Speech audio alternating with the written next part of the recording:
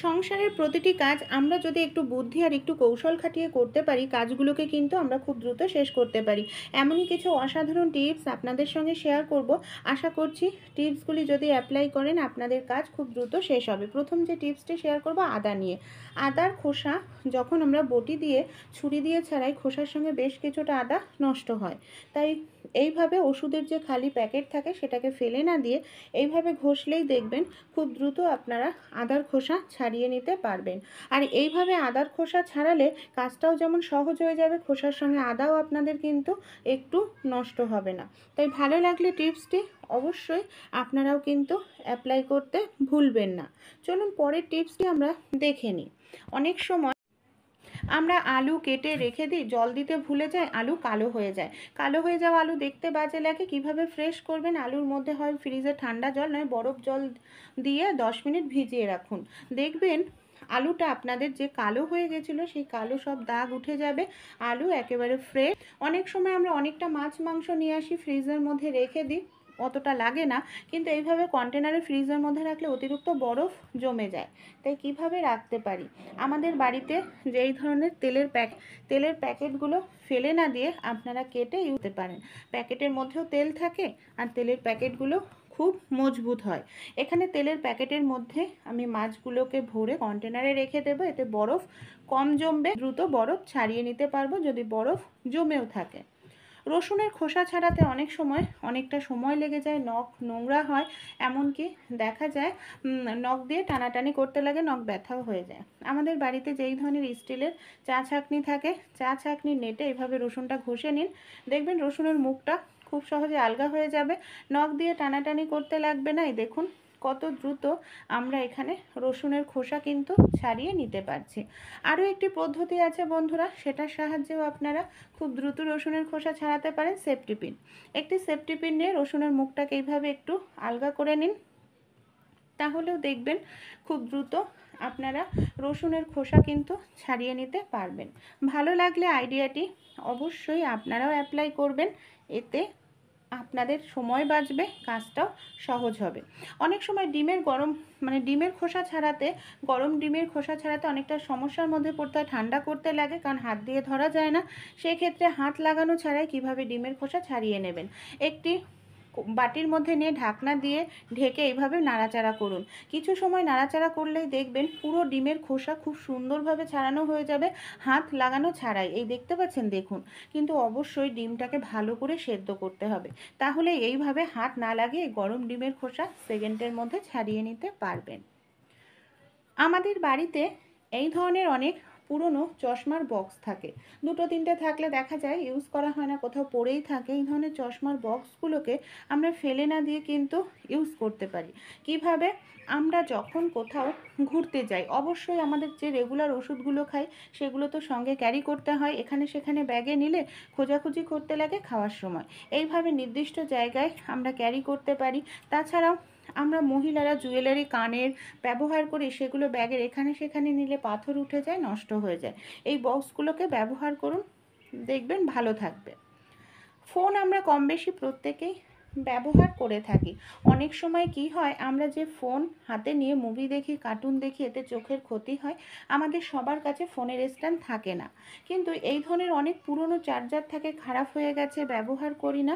এই ধরনের পুরনো একটি ফোনের চার্জারের ওপর ফোনটাকে এইভাবে রেখে দিন, দেখবেন ফোনটা আপনারা খুব সহজে নড়াচড়া করতে পারবেন, ফোনটা পড়বে না, এমনকি আপনাদের দারুণ একটি ফোনের স্ট্যান্ড তৈরি হয়ে যাবে, ফেলে দেওয়া, নষ্ট হয়ে যাওয়া পুরনো একটি ফোনের চার্জার দিয়েই। তাই ভালো লাগলে আইডিয়াটি ট্রাই করে দেখবেন।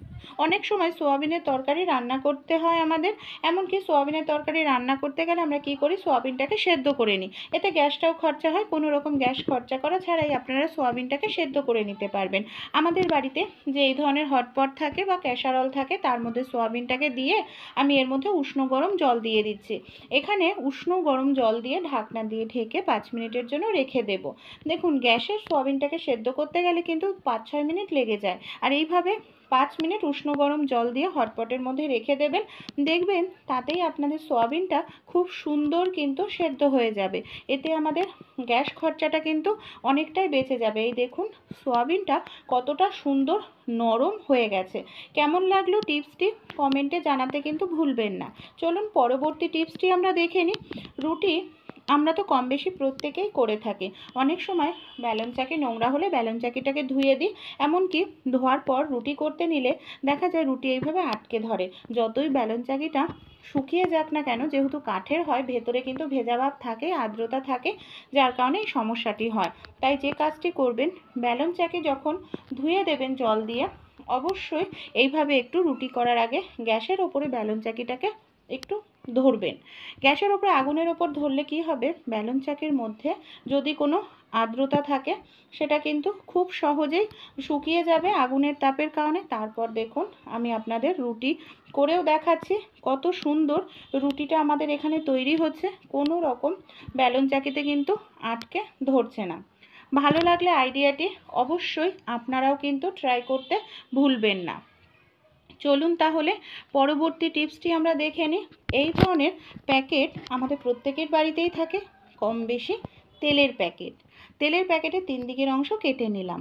এর মধ্যে তেলও থাকে আর প্যাকেটটা খুব মোলায়েম হয়। অনেক সময় লুচি করতে গেলে তেলের প্রয়োজন হয় এক্সট্রা, কিংবা ব্যালন চাকের প্রয়োজন হয়। তেলের প্যাকেটের মধ্যে একটি বাটি নিয়ে চাপ দেবেন, দেখবেন খুব সুন্দর আপনারা লুচি বেলে নিতে পারবেন। কোনো রকম ব্যালন চাকের প্রয়োজন হবে না। আর এইভাবে আপনারা যদি রুটিটা লুচি বা রুটি বেলেন, খুব সুন্দর পারফেক্ট গোল হবে, সেকেন্ডের মধ্যে অনেকটা করে নিতে পারবেন। রান্না করতে করতে অনেক সময় দেখা যায় আমাদের গ্যাস শেষ হয়ে যায়, আর গ্যাস শেষ হলে খুব সমস্যার মধ্যে আমাদের কিন্তু পড়তে হয়। তখন হাতের কাছে একটি আপনারা নেল কাটার রেখে দিন। নেল কাটারের সাহায্যে খুব সহজেই আপনারা যে গ্যাস সিলিন্ডার শেষ হয়ে গেছে, তারপর যে নতুন গ্যাস সিলিন্ডার লাগাতে লাগবে, তার যে ক্যাপটা অনেক সময় খোলার জন্য শক্তির প্রয়োজন পড়ে। তাই নেল কাটারের ভেতরের যে আংটাটা থাকে, যেটার সাহায্যে আমরা নখটাকে পরিষ্কার করি, সেটাকে আমি খুলে নিলাম। তারপর গ্যাসের সিলিন্ডারের যে ওপরের ক্যাপের অংশের যে নখটা থাকে তার মধ্যে ঢুকিয়ে কোনো রকম শক্তির প্রয়োজন নেই, হালকা করে একটু এইভাবে টান দেব। ব্যাস, খুব সহজেই আমরা এই গ্যাস সিলিন্ডারের ক্যাপটা খুলে নিতে পারবো। কারণ ইয়ংদের তো খুলতে অসুবিধা নেই, যারা বয়স্ক তাদের কিন্তু খুবই সমস্যার মধ্যে পড়তে হয়। চলুন পরের টিপসটি আমরা দেখে নিই। আমরা অনেকেই যে ভুলটা করি, রুটি করার পর দেখা যায় ব্যালন চাকিটাকে খোলা রেখে দিই। আর এইভাবে খোলা যদি ব্যালন চাকিটাকে রেখে দিই, তাহলে যে সমস্যাটি হয়, দেখা যায় যে ব্যালন চাকিতে যে আটা লেগে থাকে, রাত্রিবেলায় ইঁদুর, আরশোলা, টিকটিকি সেই আটাতে মুখ দেয়। তাই পলিথিন প্রত্যেকের বাড়িতেই থাকে। অবশ্যই রুটি করার পর ব্যালন চাকিটাকে পলিথিনের মধ্যে রাখবেন। আরশোলা, টিকটিকি, ইঁদুর ব্যালন চাকিতে মুখ দিতে পারবে না। ব্যালন চাকি আপনাদের পরিষ্কার পরিচ্ছন্ন থাকবে। পরবর্তী টিপসটি চলুন তাহলে আমরা দেখে নিই বন্ধুরা। অনেক সময় রান্নাবাড়ি করার পর আমাদের কড়াই এইভাবে পুড়ে যায়। পুড়ে যাওয়া কড়াই পরিষ্কার করতে গেলে আমাদের অনেকটা সময় লাগে, অনেকটা সময় ধরে মাজা ঘষা করার প্রয়োজন পড়ে। তাই ছোট্ট একটি কাজ আপনারা করতে পারেন, অনেকটা সময় ধরে আপনাদের মাজা ঘষা করার প্রয়োজন পড়বে না, খুব সহজেই পুড়ে যাওয়া কড়াই পরিষ্কার করতে পারবেন। যতটা পুড়ে গেছে কড়াইটা, ঠিক ততটাই এখানে আমাদের দিয়ে দিতে হবে জল। এখানে আমি নর্মাল জল দিয়েছি, তারপর হাফ চামচ পরিমাণ দিয়ে দিচ্ছি খাবার সোডা, 1 চামচ পরিমাণ নুন। আর যে আমাদের বাড়িতে লেবুর খোসা থাকে, লেবুর খোসাটাকে ফেলে না দিয়ে এখানে দিয়ে দিলাম। তারপর গ্যাসের ওপর কড়াইটাকে বসিয়ে দেব, আর কিছু সময়ের জন্য জলটাকে আমরা একটু গরম করে নেব। অনেক গরম করার প্রয়োজন নেই, আপনারা হালকা করে জলটাকে গরম করে নিন, তাতেই আপনাদের কাজ হয়ে যাবে। দেখুন জলটা যখন গরম হয়ে যাবে, তখন আমি গ্যাসটা বন্ধ করে দিচ্ছি। খুন্তি দিয়ে এইভাবে একটু নাড়াচাড়া করছি। এতে আমাদের যে কড়াই পুড়ে গেছিলো, সেই পোড়াটা কিন্তু খুব সহজেই উঠে যাবে। অনেকটা সময় ধরে মাজা ঘষা করতে লাগবে না, কারণ জল গরম হওয়াতে আমি গ্যাস বন্ধ করে দিয়েছি। এবার আমি এই জলটাকে আরেকটি পাত্রে ঢেলে নিচ্ছি। তারপর আমি আপনাদের দেখাচ্ছি যে অংশগুলো আমাদের একেবারে পুড়ে গেছিলো, খুন্তি দিয়ে এইভাবে একটু হালকা করে ডলা দিলেই সেই পোড়াটা খুব সহজেই আমাদের উঠে পরিষ্কার হয়ে যাচ্ছে। নর্মালভাবেও এটা পরিষ্কার করা যেত, কিন্তু তাতে অনেকটা আমাদের সময় লেগে যেত। তাই এই টিপসটি আপনারা অ্যাপ্লাই করতে ভুলবেন না। আপনাদের খাটনি যেরকম কম হবে, সময়ও বেঁচে যাবে। এবার নর্মাল যে আমাদের বাড়িতে ওষুধের খালি প্যাকেট থাকে নিয়ে নিয়েছি, একটি স্কচব্রাইট দিয়ে আমি এইভাবে একটু ডলে নিচ্ছি। এতেই দেখুন আমাদের কড়াই একেবারে নতুনের মতো চকচকে পরিষ্কার হয়ে যাবে। আমি কিছু সময় একটু ডলে নিয়েছি, তারপর নর্মাল জল দিয়ে ধুয়ে আপনাদের দেখালাম। এই দেখুন একেবারে পোড়া কড়াই সাদা ধবধবে হয়ে গেছে। আমাদের বাড়িতে যে এই ধরনের কন্টেনার থাকে, এই ধরনের কন্টেনার নিয়ে নিয়েছি, বা একটি কৌটো নিয়ে নিতে পারেন। ছুরির সাহায্যে কন্টেনারের যে ঢাকনা রয়েছে, ঢাকনাটাকে এইভাবে দেখুন আমি মাঝারি মাপ করে কেটে নিচ্ছি। খুব বড়ও না আবার খুব ছোটও না, মাপটা ঠিক এইভাবে মাঝারি করে কেটে নিতে হবে। আমরা আদা, রসুন, পেঁয়াজ, লঙ্কা অনেক সময় পেস্ট করতে যাই, দেখা যায় কারেন্ট চলে গেছে, সেক্ষেত্রে পেস্ট করতে পারি না, শিলনোড়াতেও অনেক সময় বাটতে ইচ্ছে করে না। এই ধরনের কন্টেনারের মধ্যে মশলাগুলো নিয়ে নিন, তারপর ঢাকনা দিয়ে ঢেকে আমাদের বাড়ি বেলন আছে, বেলন দিয়ে এইভাবে বাড়ি দিতে থাকুন। দেখুন খুব সুন্দর মশলাটা পেস্ট হয়ে যাবে। আর যদি গুঁড়ো মশলা করতে চান, মানে ধনে, জিরে এগুলো হালকা ভেজে নিয়ে এইভাবে গুঁড়ো করে নিতে পারেন। দেখতে পাচ্ছেন? আর এইভাবে ঢাকনা দিয়ে করলে কি হবে, কাজটা মশলাটা চারপাশে ছড়িয়ে যাবে না, চোখে মুখেও ছিটে আসবে না। খুব ভালো করে এইভাবে বাড়ি দিয়ে নিয়েছি। এবার আমি দেখাচ্ছি কত সুন্দর মশলাটা আমাদের পেস্ট হয়ে গেল। আইডিয়াটি কেমন লাগলো কমেন্ট করে জানাবেন। চলুন পরের টিপসটি দেখে নিই। আরও একটি কন্টেনারের ঢাকনা এখানে দেখুন আমি নিয়ে নিয়েছি। এখানে আমি একটি কাঁচির সাহায্যে এইভাবে কেটে নিচ্ছি। এই কন্টেনারের ঢাকনাটাকে কি কাজে আর কোথায় ব্যবহার করব চলুন দেখে নিই। আমরা শিলনোড়াতে যখন মশলা বাটি বা কাঁচা লঙ্কা, শুকনো লঙ্কা বাটি, হাত দিয়ে এটা তুলতে লাগে। হাত দিয়ে তুললে অনেক সময় হাত জ্বালা করে, সেক্ষেত্রে এই ধরনের ঢাকনা একটি কেটে নিলে এইভাবে, সেটার সাহায্যে হাত লাগানো ছাড়াই লঙ্কা বা যে কোনো মশলা আমরা কিন্তু তুলে নিতে পারবো। মশলাতে হাত দিতে লাগবে না, আর আমাদের হাতও কিন্তু জ্বালা করবে না। পরবর্তী যে টিপসটি শেয়ার করে, আমাদের অনেকেরই সারা বছর এইভাবে পা ফেটে যায়। তাই ছোট্ট একটি ঘরোয়া টোটকা, কলার খোসা ফেলে না দিয়ে কলার খোসার মধ্যে সামান্য টুথপেস্ট নিয়ে নিন। যে পা আপনাদের ফেটে যায় সেই পায়ে খুব ভালো করে টুথপেস্ট আর কলার খোসাটা ঘষতে থাকুন। কলার খোসার মধ্যে যে সাদা অংশ আছে সেটা পা ফাটাকে দূর করবে, টুথপেস্ট নোংরাটাকে তুলতে সাহায্য করবে। কিছু সময় রেখে দিন, 10 মিনিট মতো, তারপর জল দিয়ে ধুয়ে নিন। একদিনেই দেখবেন আপনাদের পা ফাটা 80% কমে যাবে। 2-3 দিন করুন, দারুণ রেজাল্ট পাবেন। পরের টিপসটি চলুন দেখে নিই। অনেক সময় আমরা অনেকটা পরিমাণ রান্নায় পেঁয়াজ ব্যবহার করি, আর পেঁয়াজ কাটতে আমাদের দেখা যায় চোখ জ্বালা করে, চোখ দিয়ে জল পড়ে। এই কাজটি করুন, পেঁয়াজ কাটার আগে ডিপ ফ্রিজের মধ্যে 5 মিনিটের জন্য পেঁয়াজটাকে ঢুকিয়ে রেখে দিন। 5 মিনিট পর বের করবেন, এতে দেখবেন আপনাদের পেঁয়াজ কাটতে চোখ জ্বালা করবে না, চোখ দিয়ে জলও বের হবে না। আর ডিপ ফ্রিজে পেঁয়াজটাকে রাখার কারণে পেঁয়াজের যে খোসা সেটা খুব সহজেই নরম হয়ে যাবে, খুব দ্রুত খোসা ছাড়িয়ে নিতে পারবেন।